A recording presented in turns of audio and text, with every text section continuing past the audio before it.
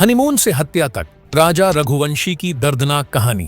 इंदौर की हलचल भरी गलियों में 11 मई 2025 को एक शादी का उत्सव अपने चरम पर था। ढोल की थाप, रिश्तेदारों की हंसी और मंगल गीतों की मधुर धुन हवा में गूंज रही थी। 26 वर्षीय राजा रघुवंशी, एक मेहनती और सपनों से भरा हुआ नौजवान, अपनी नई नवेली दुल्हन सोनम के साथ मंच पर खड़ा था। उसकी आंखों में भविष्य की उम्मीदें चमक रही थीं और सोनम की मुस्कान ऐसी थी मानो वह सारी दुनिया को अपने प्यार में बांध लेगी। यह शादी एक अरेंज मैरिज थी, लेकिन राजा का दिल सोनम के लिए धड़कने लगा था। परिवार, दोस्त और पड़ोसी इस जोड़े को आशीर्वाद दे रहे थे, अनजान कि यह खुशी का पल जल्द ही एक दुखद त्रासदी में बदल जाएगा। मेघालय की हरी भरी पहाड़ियों में जहां प्रेम को पनपना था, एक ऐसी साजिश रची जा रही थी जो राजा की जिंदगी को हमेशा के लिए छीन लेगी। एक सपनों भरा हनीमून। शादी के ठीक 9 दिन बाद 20 मई को राजा और सोनम ने अपने हनीमून की यात्रा शुरू की। पहले उन्होंने कश्मीर के बर्फीले पहाड़ों का सपना देखा था,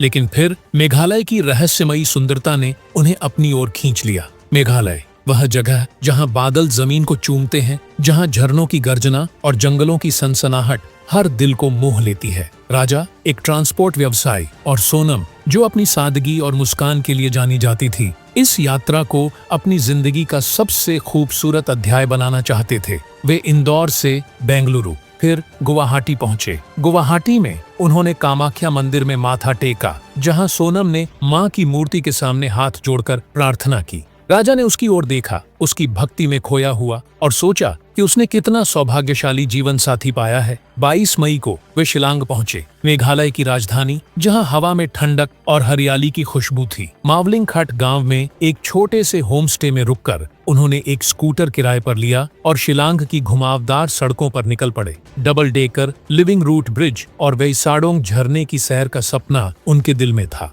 राजा का चेहरा खुशी से चमक रहा था और सोनम की हंसी जंगल में गूंज रही थी, लेकिन यह खुशी केवल एक भ्रम थी, एक छलावा भरा दिल। सोनम की मुस्कान के पीछे एक गहरा रहस्य छिपा था। उसका दिल राजा के लिए नहीं, बल्कि इंदौर में रहने वाले राज कुशवाहा के लिए धड़कता था। राज कुशवाहा, एक ऐसा नाम जो राजा की जिंदगी को निगलने वाला था। सोनम और राज ने मिलकर एक ऐसी साजिश रची थी जो किसी थ्रिलर फिल्म से कम नहीं थी। राज, जो इंदौर में ही रहा, इस योजना का मास्टरमाइंड था। उसने 3 किराए के हत्यारों, आकाश, विशाल और आनंद को इस भयावह काम के लिए चुना। ये लोग मेघालय की सुदूर पहाड़ियों में राजा और सोनम के साथ शामिल होने वाले थे, लेकिन राजा को इसकी भनक तक नहीं थी। सोनम ने हर कदम पर राजा का भरोसा जीता। वह उसके साथ हंसी मजाक करती, उसका हाथ थामती और उसे प्यार भरी नजरों से देखती, लेकिन उसका हर शब्द, हर हाव भाव एक नकाब था। वह राज कुशवाहा के साथ फोन पर लगातार संपर्क में थी, साजिश के तार बुनते हुए। राजा, जो अपनी पत्नी पर आंख मूंद कर भरोसा करता था, अनजान था कि वह उसकी जिंदगी का अंतिम सफर कर रहा था। 22 मई की सुबह राजा और सोनम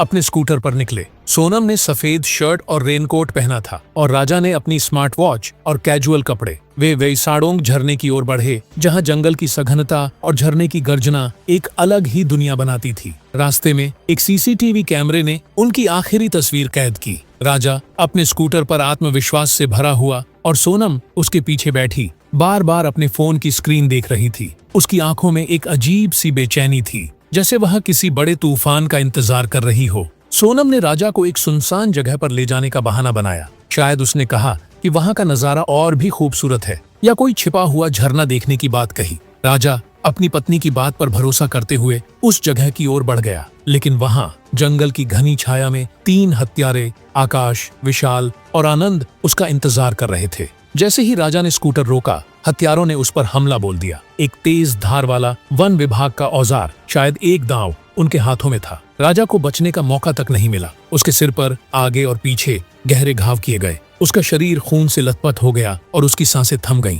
हत्यारे सोनम के इशारे पर उसके शरीर को 100 फीट गहरी खाई में फेंक आए, जहां वेइसाडोंग झरने की गर्जना उसकी आखिरी चीख को दबा दी। रहस्य का पर्दाफाश। 23 मई की सुबह सोनम ने अपनी सास को फोन किया। उसकी आवाज में बनावटी चिंता थी। उसने बताया कि वे एक धार्मिक व्रत के लिए जा रहे हैं, और फिर उनका फोन बंद हो गया। राजा का फोन भी जवाब नहीं दे रहा था। राजा का परिवार, जो इंदौर में था, घबरा उठा। राजा का बड़ा भाई विपिन तुरंत शिलांग के लिए रवाना हुआ। उसने 24 मई को पुलिस में गुमशुदगी की रिपोर्ट दर्ज की। स्थानीय पुलिस ने तुरंत कार्रवाई शुरू की। सोहरा के एक सड़क किनारे भोजनालय के पास उनका स्कूटर लावारिस पड़ा मिला। चाबी अभी भी उसमें लगी हुई थी। पास की खाई में 2 बैग मिले जिनमें राजा के कुछ सामान थे, उसकी जिंदगी के आखिरी निशान। पुलिस, एनडीआरएफ और एसडीआरएफ की टीमें भारी बारिश और घने जंगलों के बीच खोजबीन में जुट गईं। कई दिन बीत गए लेकिन कोई सुराग नहीं मिला। फिर 2 जून को एक दिल दहला देने वाला दृश्य सामने आया।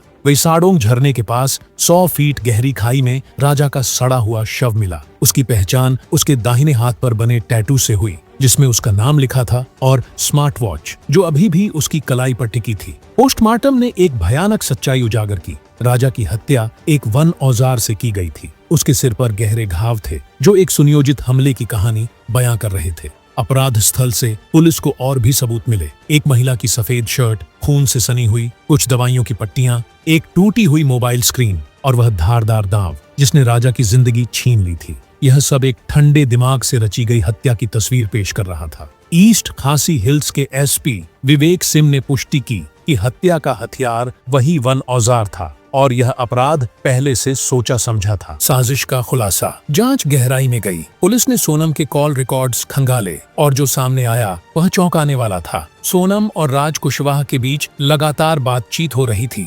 सीसीटीवी फुटेज में सोनम को बार बार फोन देखते और रेनकोट उतारते देखा गया जैसे वह कोई संकेत दे रही हो। एक स्थानीय गाइड अल्बर्ट पी.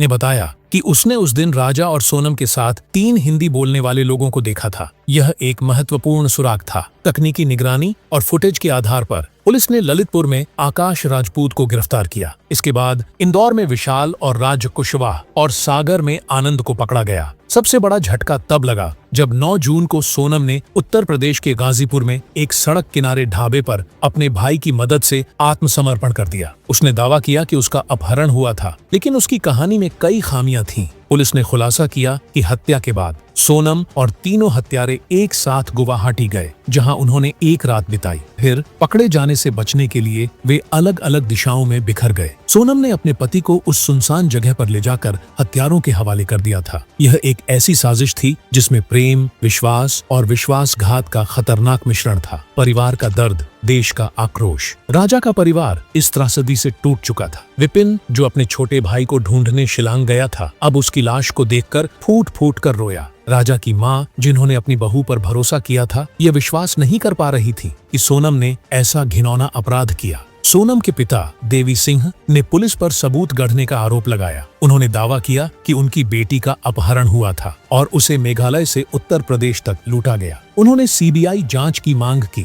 लेकिन सबूतों का पहाड़ उनके दावों को कमजोर कर रहा था। पुलिस के पास कॉल रिकॉर्ड्स, सीसीटीवी फुटेज और गवाहों के बयान थे। राज कुशवाहा के साथ सोनम का प्रेम संबंध और हत्यारों के साथ उसकी साठगांठ अब दिन के उजाले की तरह साफ थी। मध्य प्रदेश के मुख्यमंत्री ने इस मामले में कड़ी कार्रवाई का वादा किया और रघुवंशी समुदाय ने सड़कों पर उतरकर न्याय की मांग की। देश भर में लोग इस कहानी से स्तब्ध थे। एक हनीमून जो प्यार और खुशी का प्रतीक होना चाहिए था, एक ठंडे खून की हत्या में बदल गया था। अनुत्तरित सवाल और एक अधूरी जिंदगी। 5 आरोपी सोनम, राज कुशवाहा, आकाश, विशाल और आनंद अब शिलांग में मुकदमे का सामना करने के लिए तैयार हैं। पुलिस रिमांड आदेश की मांग करेगी और यह मामला कोर्ट में अपनी सच्चाई सामने लाएगा। लेकिन कुछ सवाल अभी भी हवा में तैर रहे हैं। सोनम ने ऐसा क्यों किया? क्या यह केवल राज कुशवाहा के लिए उसका प्रेम था या इसके पीछे कोई और गहरी वजह थी? क्या लालच, ईर्ष्या या कोई पुराना बदला इस हत्या का कारण था? और सबसे बड़ा सवाल, क्या राजा को अपने अंतिम क्षणों में यह एहसास हुआ